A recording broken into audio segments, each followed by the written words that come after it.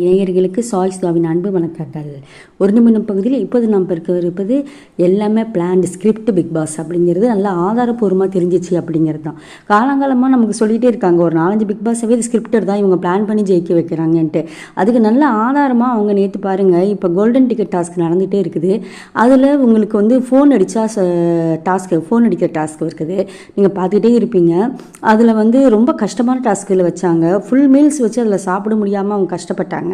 தண்ணி 5 லிட்டர் தண்ணி குடிச்சு 6 நிமிஷத்தில் குடிக்கணுன்னாங்க, அதுவும் அவங்க குடிக்க முடியாது, கஷ்டப்பட்டாங்க. ஆனால் இவருக்கு மட்டும் ஹேர் கலரிங் டாஸ்க்கு பர்டிகுலராக இவங்க தேர்ந்தெடுத்தோம். அதுக்கு 2 பாயிண்ட் வேறு கொடுத்தாங்க. எவ்வளோ ஒரு மோசமான டாஸ்க் பாருங்கள்.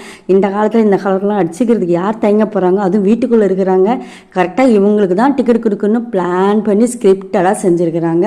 நல்லா தெரியுது. இதுக்கு நீங்கள் என்ன சொல்கிறீங்க? பார்த்துட்டு இருக்கிற பிக் பாஸ் நேயர்களே சொல்லுங்கள், பார்க்கலாம். உங்களுடைய கருத்து என்ன?